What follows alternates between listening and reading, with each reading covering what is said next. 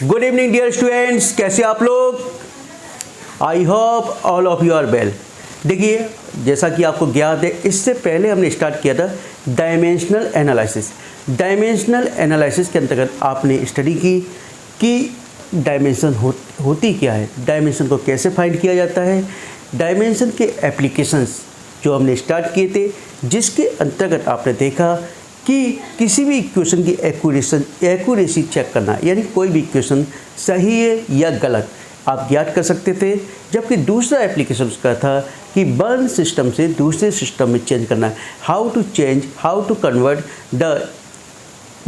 The any equations या any quantity from one system to other system, यानी एक system से किसी भी दूसरे सिस्टम में किसी भी यूनिट को कैसे चेंज करेंगे, ये आपने देखा। अब उसी एप्लीकेशंस के अंतर्गत हम देखेंगे एक भौतिक राशि का दूसरी भौतिक राशि के साथ संबंध स्थापित करना, या how to derive the any equations, यानी किस प्रकार से कोई भी इक्वेशन को ड्राइव करते हैं भौतिक राशि के मध्य में संबंध स्थापित करते हुए। देखिए एप्लीकेशंस नंबर 3,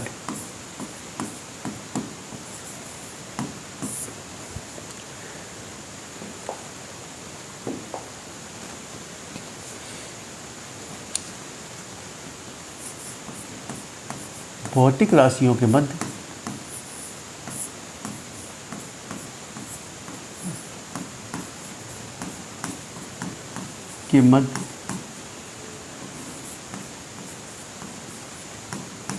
संबंध स्थापित करना।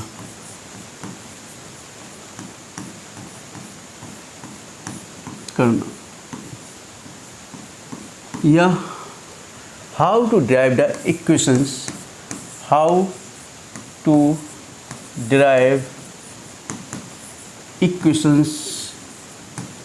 यानी किस प्रकार से इक्वेशंस ड्राइव करते हैं हम। ठीक है, अब देखिए, माना एग्जाम्पल ले रहा हूँ, माना लिख देता हूँ, माना किसी सरल लोलक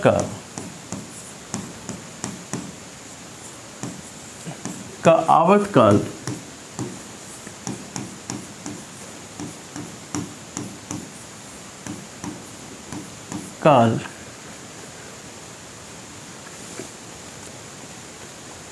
लंबाई L, गुरुत्वीय त्वरण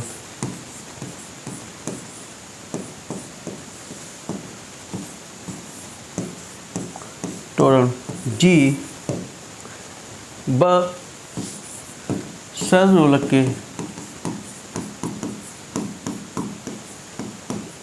के द्रव्यमान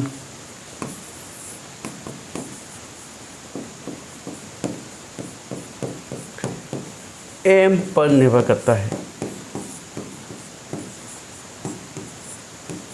करता है तो उनके मध्य में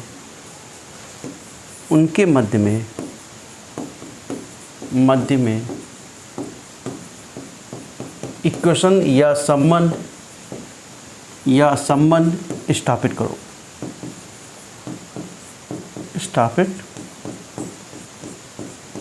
बहुत इंपॉर्टेंट क्वेश्चन से आप देखोगे आपके एग्जाम में कई बार पूछा गया है। देखिए, यानी कि माना किसी सरल लोलक, यानी लोलक जिसको बोलते हैं पेंडुलम, क्या बोलते हैं पेंडुलम, का टाइम पीरियड, आवर्तकाल टाइम पीरियड, उस सरल लोलक की लंबाई L, गुरुत्वीय त्वरण G और उसके द्रव्यमान m पर निर्भर करता है। यानी किस किस पर निर्भर करता है? 3 चीज़ों पर निर्भर करता है, लंबाई पे, G पे और m पे। ठीक है, निर्भर करता है, तो उसके मध्य में संबंध स्थापित कीजिए। ठीक है, यानी 3 चीज़ें देख ली आपने।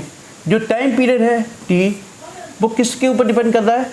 मास A, मास के ऊपर मैंने मान ली पावर A मान लिया। ठीक है, या पहले लिख लीजिए ऐसे, फिर मैं बता दूंगा आपको। पहले मास पे डिपेंड कर रहा है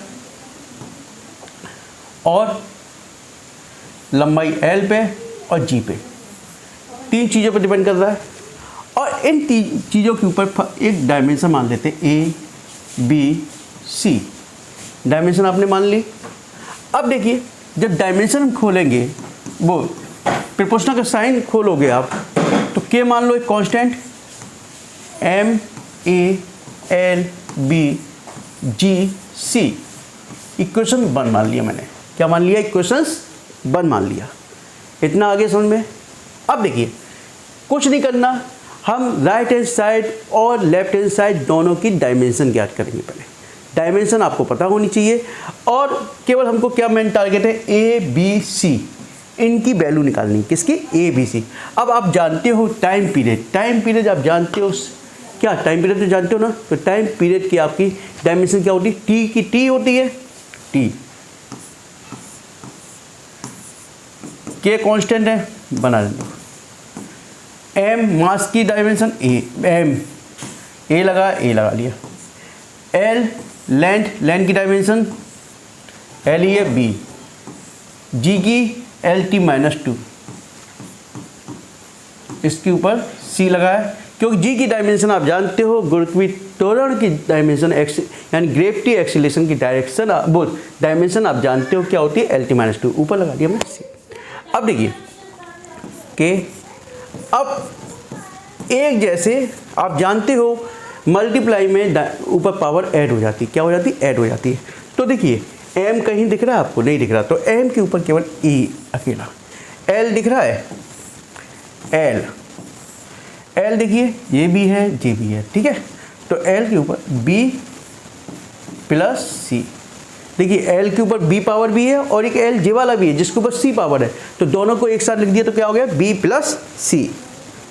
अब t अकेला बचा, t की पावर या ऊपर लिख लो एक साथ -2c। क्या लिख दिया? -2c, ठीक है। इतना आगे समझ में। अब देखिए इधर t, ये तो ऐसी है। अब t की पावर, अब इधर कंपेयर करा दीजिए, compare left hand power, compare the power of या coefficient of a m l t या compare the power of m l t. तो देखिए m तो इधर है ही नहीं कुछ, तो m की पावर 0 लिख के देख लो। l भी नहीं है तो 0 लिख दो। t की पावर, t अकेला है तो इसको मान लो या अकेला लिख दो, ठीक है। और j k m A L b plus c और t -2c, ठीक है। अब देखिए m ए, तो a की वैल्यू कितनी निकली? m की वैल्यू कितनी है बेटा? m कितना है यहाँ पर? 0 ही है, तो a इक्वल टू कितना हो गया? 0। अब देखिए t का देख लेते हैं, -2c है और t 1 है, तो -2c बराबर 1, c बराबर -1/2। इतना आ गया। अब देखिए, अब b l की देख लीजिए, l 0 है तो b plus c equal to 0। b कितना है? b निकालना है आपको। और c कितना है आपके पास? -1/2। b -1/2 बराबर 0, तो b बराबर कितना आ गया? 1/2। यानी कि तीनों की डायमेंशन निकल आई, b की 1/2, c की -1/2 और a की पावर 0, ठीक है। अब put the value of a b c in equation first. Equation first आपका क्या था? जी आपका इक्वेशन फर्स्ट था, ठीक है। अब इसमें वैल्यू रखिए, देखिए t इक्वल टू के एम। अब a की पावर तो 0 है, a कितना निकाला था? 0 निकाला, a की बैलेंस 0। l b कितना निकाला? b है, b की वैल्यू कितनी निकाली थी आपने बेटा? 1/2। और आपने c की वैल्यू कितनी निकाली? इसकी g के ऊपर c है, g की वैल्यू कितनी निकाली? -1/2, ठीक है। तो इसको मैं साफ कर देता हूँ, इतना -1/2, ठीक है। इतना आ गया। अब देखिए t बराबर के, तो के रह गई, m की पावर 0 1 हो गया। क्या हो गया? 1 हो गया। एल की पावर 1/2, एल की पावर 1/2 का मतलब क्या हो गया, अंडर रूट हो गया, अंडर रूट। और जी की पावर 1/2 लेकिन माइनस में है तो क्या होगा, इस ये क्या हो जाएगा, अंडर रूट हो जाएगा, और लेकिन माइनस में तो नीचे आ जाएगा। ठीक है, बोलिए टी बराबर के अंडर रूट के एल अपॉन जी, ये आपकी वैल्यू आ गई। ठीक है, अब चाहो तो कॉपी इसका के का मान जो है इसकी वैल्यू रख दो, 2 पाई लिख लो, 2 पाई अंडर रूट के एल अपॉन जी, हो गया सॉल्व। ठीक है, तो ये वैल्यू आपकी कितनी हुई, टी बराबर 2 पाई अंडर रूट के एल अपॉन जी, हो गया सॉल्व। तो आपने इक्वेशन फाइंड कर लिया, तो कितना निकल के आ गया, टी बराबर 2 पाई अंडर रूट के एल अपॉन जी। यानी कि कोई भी इक्वेशंस, कोई भी क्वांटिटी के मध्य में आपको रिलेशन फाइंड करने के लिए आए तो बड़ी आसानी से आप फाइंड कर सकते हो। इसी प्रकार से एक दूसरा एग्जांपल ले लेता हूँ, वो भी क्वेश्चन उतारना पड़ेगा मुझे। किसी खिंचे हुए तार की, खिंचे हुए तार की आवृत्ति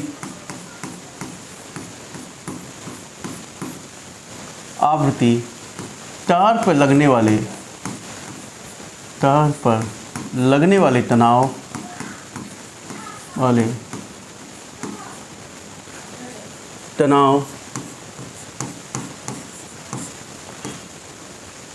तार की लंबाई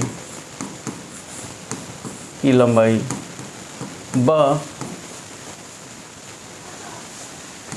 एकांक लंबाई पर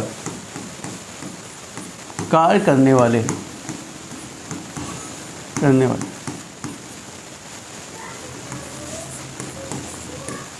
द्रव्यमान पर निर्भर करती है,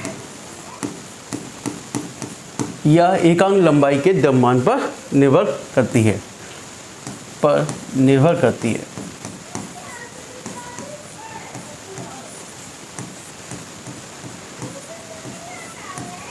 तो इक्वेशंस या रिलेशंस फाइंड करो। ठीक है, अब देखिए किसी खिंचे हुए तार की आवृत्ति क्या होती है, फ्रीक्वेंसी, क्या बोलते हैं, फ्रीक्वेंसी इंग्लिश में। इसको मान लिया मैं रिप्रेजेंट कर दिया एन से, किससे रिप्रेजेंट कर दिया, एन से। तार पर लगने वाले तनाव एक तरीके से तार, जब हम वायर को वायर के ऊपर खींचेंगे, वायर को हम खींचेंगे तो क्या होगा, एक तरह से क्या होता है, फोर्स कार्य करता है। तो ये क्या हो गया, इसको मान लिया प्रोपोर्शनल, एफ एक तरह से तनाव प्रेस, तो ए पावर मान ली, ए मान ली, तार की लंबाई, अब तनाव पे हो गया, तार की लंबाई मैंने एल मान ली, पावर मान ली बी। अब एकांक लंबाई पे कार्य करने वाला द्रव्यमान, यानी कि द्रव्यमान एम सी, तीन चीज़ें हो गई, इसके इक्वेशन 1 मान लिया, या प्रोपोर्शनल डालो तब मान लेते हैं, के F A L B M C, equations 1। इतना आगे समझ में। अब देखिए, अब सॉल्व करते हैं, n इक्वल टू के एफ की डायमेंशन क्या होती है, एम एल टी माइनस 2, ए लेंथ की एल बी। अब ये जो द्रव्यमान है एकांक लंबाई पे कार्य कर रहा है, किस पे, एकांक लंबाई पे। तो एकांक लंबाई पे कार्य कर रहा है, तो इसको ऐसे लिख लो, m अपॉन एल लिखोगे तो क्या आ जाएगा, M L minus 1, M L minus 1, M L minus 1, यानी एकांक लंबाई पे, यानी फोर्स, यानी कि मास है और उसके नीचे क्या है, लंबाई, तो एकांक लंबाई पे, तो एम एल माइनस 1, तो क्या आ गया, एम जस्ट एल माइनस 1, और ये सी। ठीक है, अब इसको मैं थोड़ा साफ कर लूँ, इसको साफ कर लेता हूँ मैं, है ना, क्वेश्चन आप लोग बता लीजिए, मैं इसको साफ कर लेता हूँ।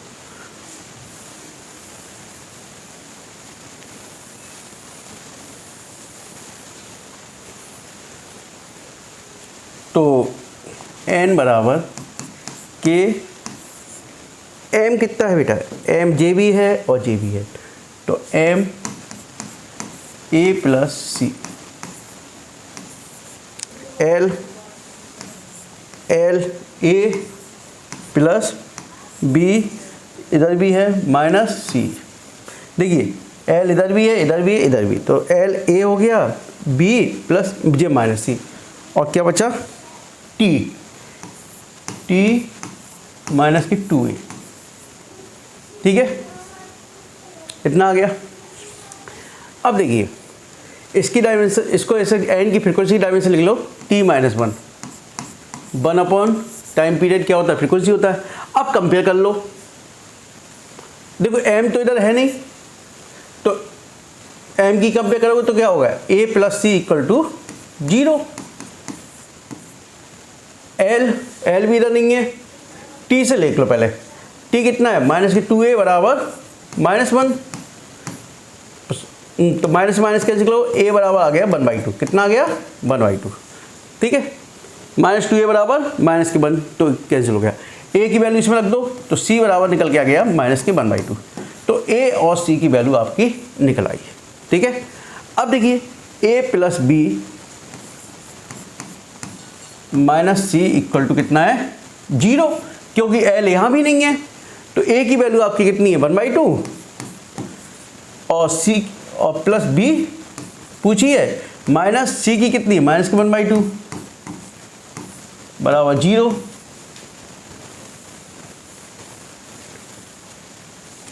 तो 1/2 plus b minus minus plus 1/2 equal to 0, 1/2 plus 1/2 1 हो गया एक तरह से, b plus 1 equal to 0, b बराबर आ गया माइनस के 1, तो a b c तीनों वैल्यू आपकी निकल आई।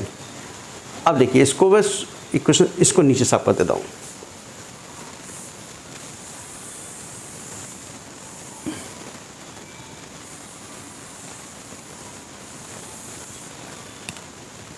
अब देखिए ए बी सी तीनों निकल आई, तो n बराबर क्या, put the value of a b c in equation first, तो n बराबर क्या आ गया, के एफ, ए की वैल्यू आपने कितनी निकाली है 1/2,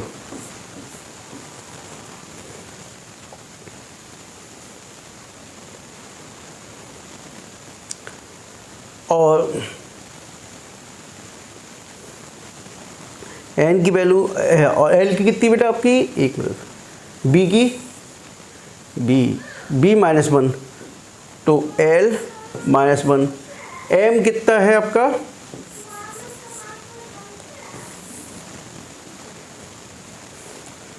c माइनस के 1/2। अब ये आपका निकल के आ गया। अब इसको देखिए कैसे लिख लूँगा मैं, n बराबर के, ऐसी कौन एफ के ऊपर अंडरवुड लगा तो अंडरवुड में लिख लो एफ, और जे एम के ऊपर अंडरवुड लगाया 1/2 लगाया तो 1/2 अंडरवुड हो गया, लेकिन अपोजिट में हो गया।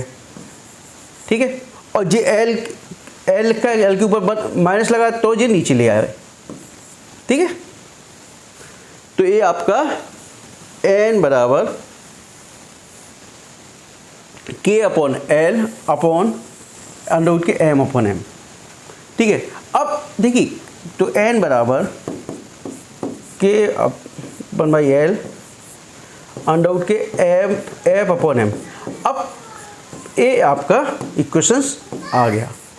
देखिए कई जगह आपका f की जगह t लिखा गया है। क्या लिखा गया है, f की जगह t लिखा गया, तो उससे आप परेशान मत रहिए, क्योंकि फोर्स क्या होता है, एक तरह से टेंशन, तनाव जो बोलते हैं हम लोग।